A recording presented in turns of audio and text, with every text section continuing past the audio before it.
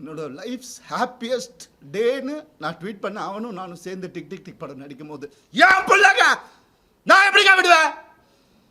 கேட்டுட்டே இருப்பீங்களா இப்படிதான்?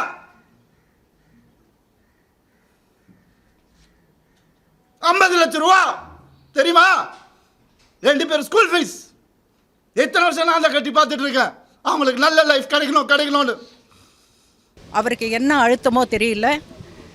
இன்றைக்கி ரொம்ப எமோஷ்னலாக ரொம்ப இதாக பேசியிருக்காரு. ஏன்னா ஏற்கனவே நடந்து தான் இன்றைக்கி மேடை போட்டு பேசியிருக்காங்க.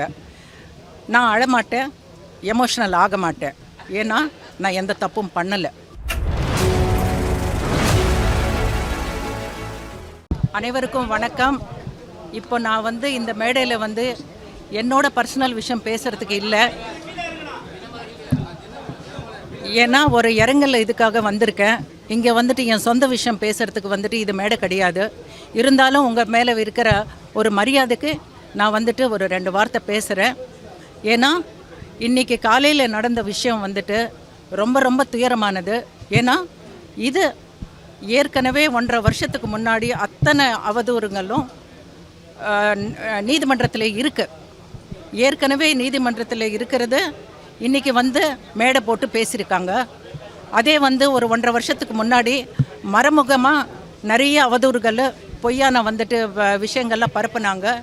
இருந்தாலும் நாங்கள் ஒரு இது ஒரு இதில் கோர்ட்டில் இருக்கிறதுனால நான் இதுக்கு எந்த விளக்கமும் கொடுக்கல. ஏன்னா that is a contempt of the court.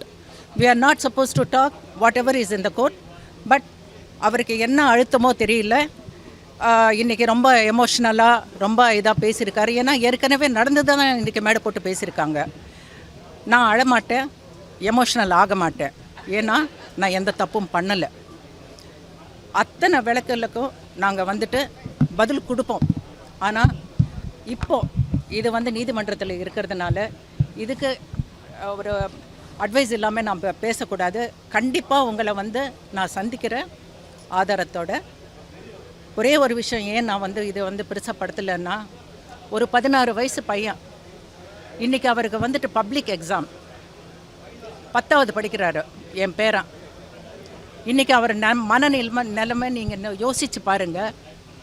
Exam எழுதிட்டு வெளியே வரும்போது எத்தனை மன உளைச்சலில் அந்த பையன் இருக்கான்றது நீங்கள் புரிஞ்சுக்கிங்க.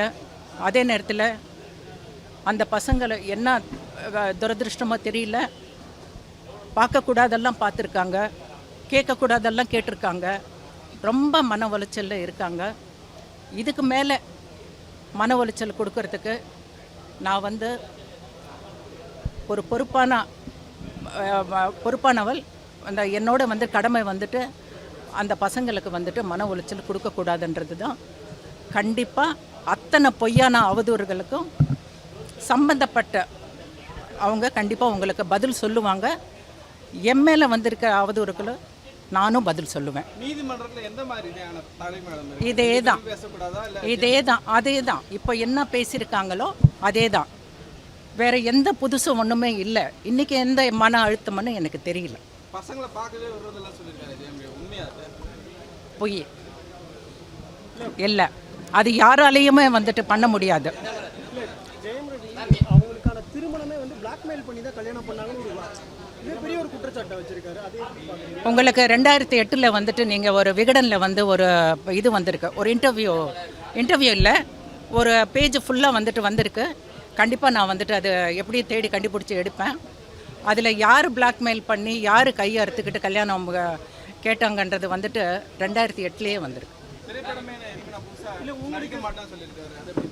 அது அவரோட இஷ்டங்க. இத்தனை வருஷமாக இல்லாத ஒரு முடிவு எடுத்திருக்காங்கன்னா அது எங்களுக்கு சம்மந்தப்பட்டது இல்லை. மேம், நான் சம்பாதிக்கிற காசு கூட என்னை செலவழிக்க விடுவது கிடையாது. எனக்குன்னு இந்த ஒரு அக்கௌண்ட்டையும் அவங்க அபகரிச்சிட்டாங்க அப்படின்னு உங்கள் மேலேயும் மகள் மேலேயும் ஒரு குற்றச்சாட்டு வச்சுருக்காங்க. இந்த அவதூறு ஏற்கனவே கோர்ட்லேயே கொடுத்துருக்காங்கங்க. ஒரு கல்யாணம் ஆகி புருஷன் பொண்டாட்டி ஆனதுக்கப்புறம் உன் அக்கௌண்ட்டு என் அக்கௌண்ட்டுன்னு எனக்கு தெரியல. அது இப்போ மாறி இருக்கலாம். ஆனால் ஒரு குடும்பமாக இருக்கும்போது எல்லாமே ஒன்று தான். உங்களுடைய மருத்துவ செலவுக்கு கூட மாதம் 25,000 பணம் கூட அவர் தான் அனுப்பிச்சு விட்டது வந்ததாக அவர் ஒன்று சொல்லியிருக்காரு. மகன்களுடைய 50 லட்சம் இல்லை இது என் மருத்துவத்தை நான் சொல்கிறேன். அதாவது அந்த மாதிரி ஒரு நடக்கலை. இருந்தாலும் அப்படி பண்ணால் ஒரு மாப்பிள்ளையாக வந்துட்டு அவர் கடமை அவர் செஞ்சுருக்காருன்னு தான் நினைக்கிறேன். இப்போ அதுக்கு நாங்கள் வந்துட்டு சைபர் கிரைமில் வந்துட்டு கொடுக்க போகிறோம். ஏன்னா அப்படியே இது வந்து பலான ஆள் கொடுக்கலன்னா அது யார் கொடுத்தாங்கன்றது நாங்கள் கண்டுபிடிப்போம். 3 எழுத்து நடிகை அப்படின்ற மாதிரி யாரோ சொல்லியிருக்காங்க. இல்லை மகன்களுக்காக தான் நான் உயிரோடையே இருக்கேன், ஆனால் அந்த அப்படிப்பட்ட மகன்களே எல்லா பேரண்ட்ஸும் அதுக்காக தான் இருக்காங்க. நானும் என் பொண்ணுங்களுக்காக தான் நான் இருக்கேன்.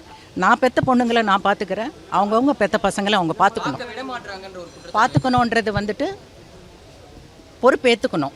அவங்களோட வந்துட்டு வாழ்வாதாரத்தை பார்க்கணுன்றது. கடைசியாக ஜெயம் ரவி அவங்களோட பசங்களை எப்போ பார்த்தாங்க? இந்த 2 வருஷத்தில் வந்து 2 வாட்டி பார்த்துருக்கேன்.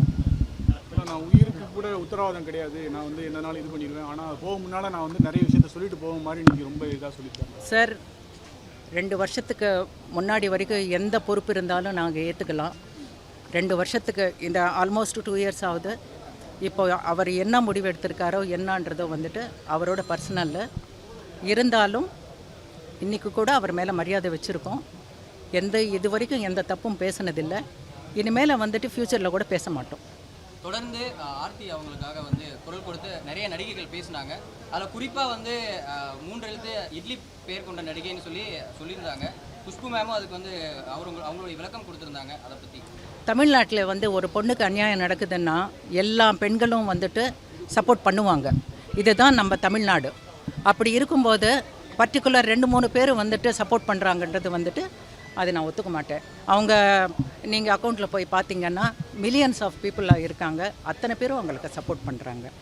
இதை நான் ஏன் இதுக்கு மேலே பேச மாட்டேன்னா, தயவுசெய்து இது வந்து கண்டெம்ட் ஆஃப் த கோர்ட். எங்களுக்கு வந்து சட்டத்து மேலே நம்பிக்கை இருக்குது. கண்டிப்பாக சட்டம் தன் கடமை செய்யும். நாங்கள் வந்துட்டு உங்களுக்கு இதில் இத்தனை அலிகேஷன்ஸ்க்கு நாங்கள் வந்து நேரில் வந்து பதில் சொல்லுவோம். கொஞ்சம் அவகாசம் கொடுங்க. Okay, thank you.